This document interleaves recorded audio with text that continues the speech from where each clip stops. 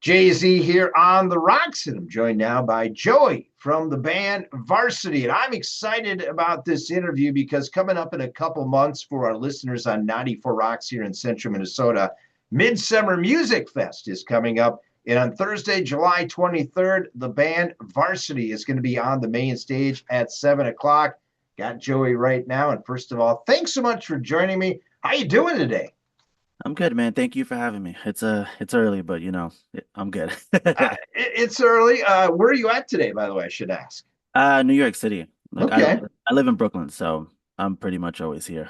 And that's kind of where you guys really originated this project, VRSTY. Can you take us back, I guess, just for our fans? We've been on you since the year 2020. So people that listen to 94 Rocks and Jay-Z on the Rocks, they know about the band VRSTY, but give us a little bit of the history, I guess, of how it all came about, Joey. Yeah, I pretty much started the band in around 2016. It's always been like a kind of like a solo project, but not really because it is a full band, but it's just something that I just started myself. It was just for fun. I didn't have any expectations for anything. I just kind of wanted to just make music and put it out there, and I did, and somewhere along the lines it kind of started working surprisingly. And fast forward a couple of years and now I'm here with you, which is kind of mind blowing. Well, the cool thing is, we found out about you back in 2020, and you had a song called Massive, which I think actually, if I remember reading about it too, got some Octane play, which anytime you can get on Octane, that's a huge thing, isn't it? Yeah. Octane was they picked it up in 2020 and then that kind of really set the band in motion. They picked up like a bunch of other songs after that, but that was like the first song that really kind of like put us on the map. Going back, I guess, a little bit more to your childhood, was this the music that you kind of grew up with, or is this something that you just kind of fell into? No, not at all.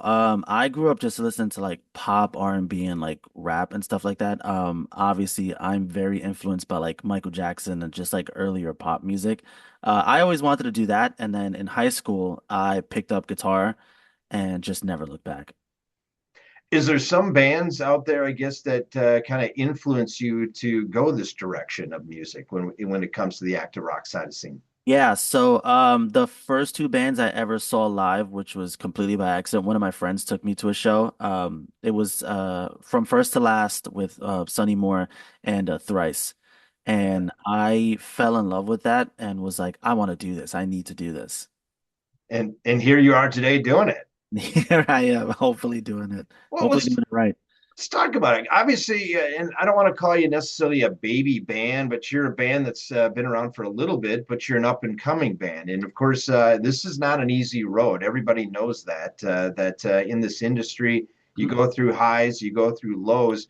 Have you seen those highs and have you seen those lows so far in your career? Oh yeah. We're actually just coming back into getting back into the swing of things. We took like a quick like 2 year break just because we were touring a lot and mentally I just wasn't all there. We took a 2 year break and this is actually now the first time we're putting out music. I want to say in about like a year and a half. So we're kind of just getting into the swing of things. And as everyone knows now with the way the music industry works, everything is so fast that that 2 year break, by the time we came back, everything had just moved so quickly and just moved on. So it kind of, it is what it is. You have your highs. We were on Octane. We did everything. We took a break and now we're, starting from not necessarily the bottom again, but coming from the bottom up. I just kind of like, I just kind of go with it. I run with it. I'm like, you never know what's going to happen. I still love this and I'm still having fun with it. So I'm just going to keep doing it. You mentioned you took a 2 year break. You mentioned a lot of touring. It took a toll on you. Was there something really that kind of broke the camel's back, let's just say, that made you kind of say, hey, we got to stop here? I think there was a lot of pressure to because of our first two records, there was a lot of pressure to maintain like this like really steady like incline, like, oh yeah, we have to move this way. And when we did our record Levitate, I just for some strange reason, the pressure of just con keeping that going was a little too much. And then a bunch of things happened with like the record and how the music came out and stuff like that that I just wasn't happy with in the end. And I just kind of just needed to step away and kind of refine what it is that I wanted what it is that I want the varsity to be. Like when people hear something, I want them to be like, oh, that's the varsity thing. Not just like, oh, they just did that because this band is doing it, or because that band is doing it, or because of all these different factors. All right.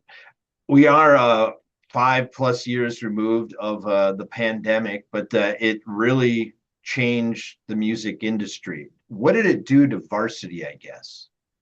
Honestly, the pandemic kind of helped us. Before that, we were touring, but we weren't really getting anywhere. We were just kind of like touring and having fun, just doing like the normal rounds. I think because everyone was forced to stay home, more people went online to look for music, and that is essentially how we were discovered. Yeah, I would see that. And that's the next question I have. How are people discovering varsity? Of course, here in central Minnesota, 94 rocks, but of course, things have changed over the years of the industry. It's not just played on radio anymore. Now it's on this apps and everything else. I guess how are people finding about you guys? Most of our fans do come from like, like Instagram or TikTok and things like that. Like, you do the content thing, which is extremely annoying at times, but you do it because you have to, and it actually does really help people find you. I know especially on TikTok. I hate saying it, but for any bands who are not doing it still, like the reach on TikTok is insane. And just posting like things on there, really helps. And so a lot of people are finding us on there. And then, just Spotify as well. So you're saying a guy like me needs to get on TikTok? I mean, you probably should. So I'm old school though. So I'm out here. I am terrestrial radio. Yes, we do stream all that kind of stuff, but that's something that even for us radio people, we kind of struggle with a little bit. So I mean, the struggle is real in the music industry. Which way to go? Yeah, it's hard, man. I honestly I hate doing content. Like I'm supposed to be filming all this week. And I have been just like slacking on it. Just because I say yeah, it's kind of the same old school mentality. Like I grew up in a time where I was like, oh, the music was what made the artist. If people liked the music, then that was the thing. But with the way things are nowadays, you kind of there's so much music out there. Like there are Right. so many bands, and then we also have like the flood of like AI music that's coming in nowadays. And so you kind of have to do these things to make sure that you are ahead of, everything else. Are you, Joey? Were you in my brain? Because my next question was going to go to artificial intelligence. So maybe AI is Maybe. already into this video. Let's talk about it. I've been mentioning it for about a year and a half now with artists that I talk to, and at first everybody was like, I'm not really worried about it," but now all of a sudden people are like, "Whoa, wait a minute! This is something that's a little more scary because not only, as you mentioned, the AI content is an issue, but jobs could be on the line too in the music industry by AI taking over things. What is your take, I guess, of AI? I know it's a real broad question because it's such Oh a no. massive, Yeah. but what is your side of it, I guess? I'm just gonna be honest, I hate it. I absolutely hate AI. I think when it first came out, just like you said, it was kind of like it was like Chat GPT and all these things, and we're like, that's not really that much of a big deal. Like people are using it to be informed or to do other things, and that aspect of it is kind of cool. But then you start realizing, like you said, it is taking jobs. It's doing a bunch of other things. I mean, there's like AI artists everywhere now. So it's like, completely taking over the music industry, and that aspect of it, like I kind of hate it because in a sense of when people were using it as a tool, I'm like, you're using it for something to do something that you will do yourself. But then there's also the side of it where people are just using it to do this thing and pretend to be this thing. And that aspect of it, I absolutely hate. Because, when you do that, you're just stripping the entire just the human factor out of everything. And I don't know. I just can't with that. Yeah, I have a hard time wrapping my head about it. But you know what, Joey, here, I could actually use AI and get a number one song on the radio, Jay-Z Yeah. on the Rocks number one, and Varsity will never get some play on the radio. That's the scary thing to me, I think, especially for an up and coming artist. Yeah, I actually it's funny you mentioned that. I just got into an argument with an AI artist yesterday on TikTok just because someone asked in the comments, is this AI? And so I wrote, yeah. I wrote, yes, it's AI. Because so when AI first launched, I was curious just like everyone else, and I was like, I want to see how this kind of works because I don't know shit about it and I really want to see how it works. And so like I did my tinkering with it and stuff like that. And so yeah, this AI artist posted this thing. And I was like, oh, it's AI. And he was like, no, I'm not AI. I use like my voice and everything else. And so I just called him out. I was like, no, you're lying because I know the program you use and you can backwards run it through an AI machine. And the whole thing is 100% artificial. The video, the face, the voice, everything. So you're just lying to people and saying that this is you, but it's not you. Yeah. The thing about it is you. I hate it.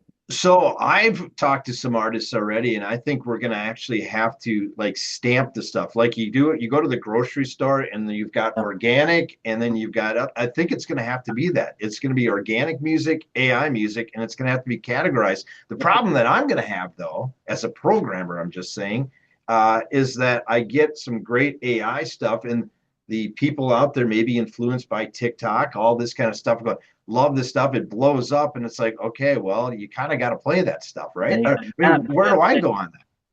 Yeah, it's a weird. I think it's very weird for you guys because in that case you have to play what the people want to hear. You can't just cater to the people who hate it because then that's not fair to the people who don't hate it. And that's the same thing with everything. Like there are always going to be people who love something and people who hate it, and you just kind of have to find a way to be fair to everyone. So I know for like for programmers and everything else, it's going to be like really difficult, but you just gotta at the end of the day, you just gotta make the choice yourself, you know? Yeah. All right, we're talking with Joey here, obviously from the band VRSTY, and let's talk about the new song "Face Down." You Yeah. said this is your first new music in a couple of years, Mhm. so let's talk about that. What was the process of making this song, and what's the song about? Yeah, so funny enough, I spent the whole 2 year break that we took, I spent it writing because I wanted to make sure when I came back I had something that when people heard it, they were like, "Oh my God, that's Varsity." Like I'm familiar with that sound. And oddly enough, Face Down wasn't one of the songs. I actually wrote Face Down in California with Sam Guiwana. He produced like Neck Deep and a bunch of other bands. And we ended up writing the song in about an hour. I came into the studio, and mind you, this is the first time I ever met him. And he was just like, "All right, what do you want to do?" And at that time, I was writing like more technical stuff, but I was like, I really just want to write something simple and fun that it's like very easy listening for people to get into. Um, Picked up a guitar and wrote a couple of chords and was like, oh, I kind of like that. Obviously the way me and Sam think are very different. He immediately was like, oh, this is like a more like a happy song kind of thing. Like we should go with the happy thing. And I was like, I kind of want to go darker with it. Like it's cool if the instrumental sounds happy, but I just had this idea of like someone who kept repeating the same thing. Like you know something is awful for you, but you return to that thing every time just because it makes you feel something that everything else doesn't make you feel. And I told Sam, I was like, I have this idea for the song, and I started writing it out, and he was like, dude, this is sick. We should just like kind of put this down. Whole song was done in an hour. Wow, Yeah. that's crazy.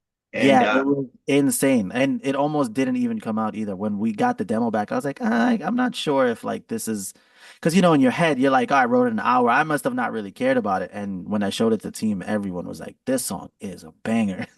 that's awesome. And it is definitely a banger. And I guess, it's early on airplay here, but what have you heard so far about it? Really good things. Which is I try not to I'm trying lately now not to follow the numbers or like the anything else just because that was one of the main issues before where it was just like destroying my brain. I'm like, oh, the numbers aren't good or I'm not hearing enough feedback. So I've been trying to like stay away from all that, but I have been hearing nothing but good things everywhere. Like my emails have blown up from like just everyone's like, oh my God, we want to interview you. We want to do this or we want to do that. And it's all like phase down stuff. And I'm like, oh, cool. So this song is doing like really, really good.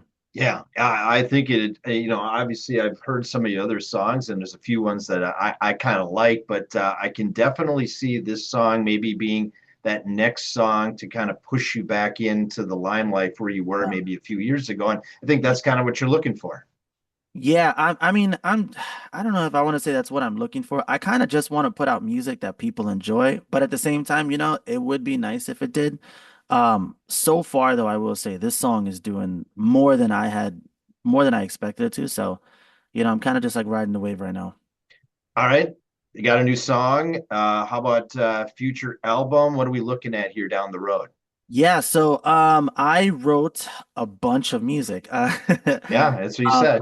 I'm not sure if it's still early. I'm not sure if I want to put out like an EP or a record because I have like a good collection of songs, but I haven't quite decided how I want to do everything, and I'm really taking my time with it this time rather than just like rushing something out. So you will get something. I'm not sure if it's going to be like an album or an EP though at the moment. Do you have a kind of a idea on maybe some titling for it or concept for it or what? I have an idea, but I'm not going to tell you. Yeah.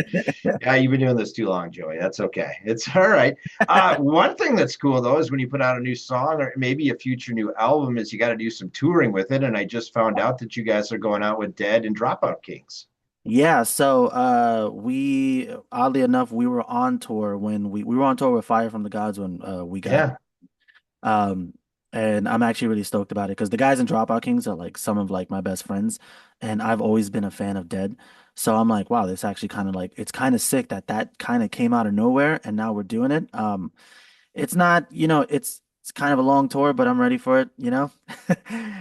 Well, it's just dive in, right? You're not going to put your toe in the shallow No. end. You're just going to dive right into the deep end and Yeah, hope you can yeah. swim again, right? Yeah, I mean that was the plan. I like I said, we took that break, and the first tour back was with Fire from the Gods, and I originally imagined I was like, oh, when we come back, we'll do like a short, like 2 week tour or whatever, and then that was like a full US, and then now we're out with Dead and Dropout Kings, and those are just like a bunch of dates. So I'm like, well, you know what? Maybe this is better for me. Yeah, I don't know the guys from Dropout Kings, but I know Joe from Dead. So, and obviously they're a great group too. So you Oh guys yeah, should have a lot of fun coming up this summer. yeah, man, I'm stoked. I get to listen to them every day, and that's honestly probably the the best part of it. And of course, you're going to be making just a little pit stop up to Minnesota during that tour, it sounds like. And you'll be obviously at Midsummer Music Fest in Monaga coming up on Thursday, July 23rd. As I mentioned, 7 o'clock.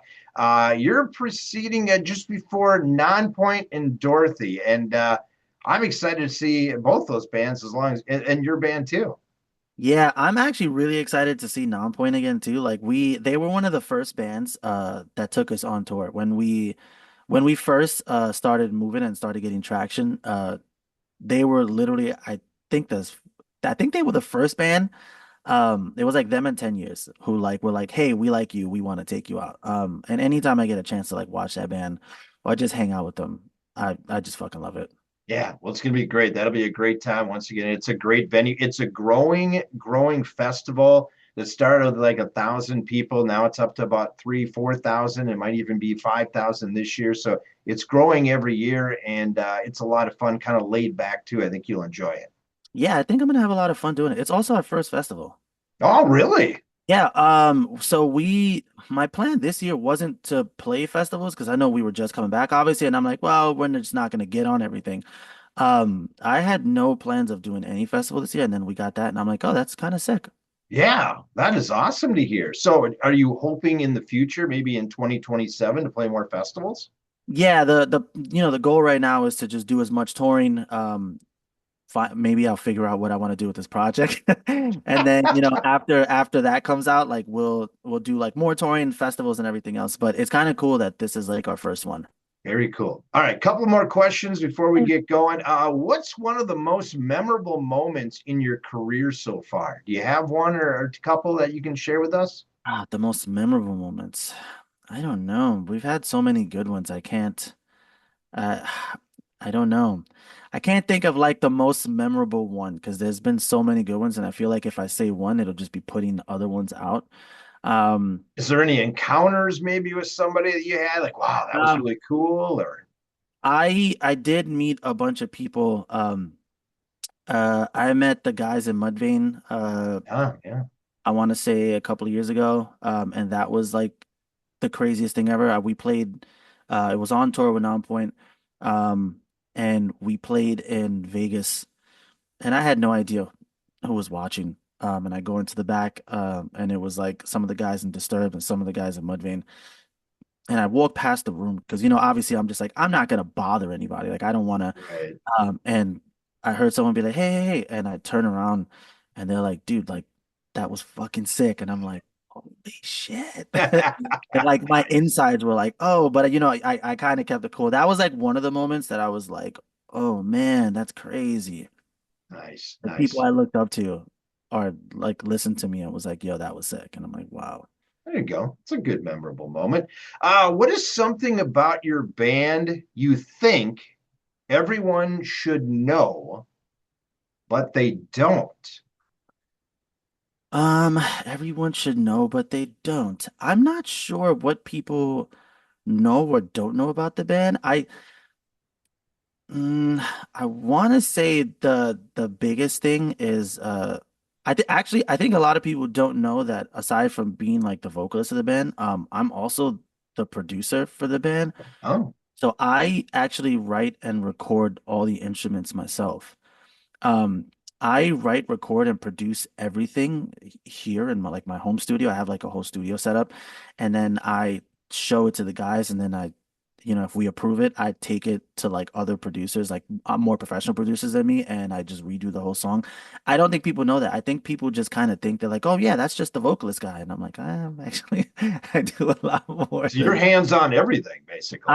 Yeah, I do aside from all the music, I also like handle like anytime like there's like merch things or anything else, I go through all the approval processes for that. I find all of that stuff. I do a lot. Even with booking, like I go through whenever my booking agent's like, "Oh, we have this." I'm like, "Let me just kind of look through this." I don't know how to stop working. So I have my hand in every pot. Nice, very cool. And obviously, we're on Jay Z on the rocks. So I always like to ask this question. It's kind of a new question I've done here. I gotta ask, do you, and it doesn't, if you don't, drink or not, that's fine. So I gotta ask, do you have a favorite cocktail or mocktail that you could share with us that Joey likes to enjoy or likes to make? Yeah, so I am a very simple guy. I just drink tequila and pineapple juice. Um, it's It's honestly like I have this thing where I need to hold a drink. If it was up to me, I'd just take tequila shots.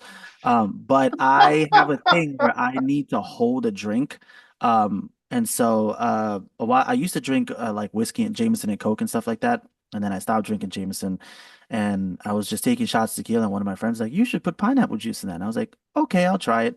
And that has been my thing for years now. Wow. I might have to try that sometime. Maybe at midsummer. Might have to try that in the middle of the summer, 90 to some degree day. That's the best place to try it. Absolutely. And of course, we'll see each other in about a couple months too. So, Sure. Yes, hey, I sir. know we got to get going here, but if people want more information about the band Varsity, how can they get that?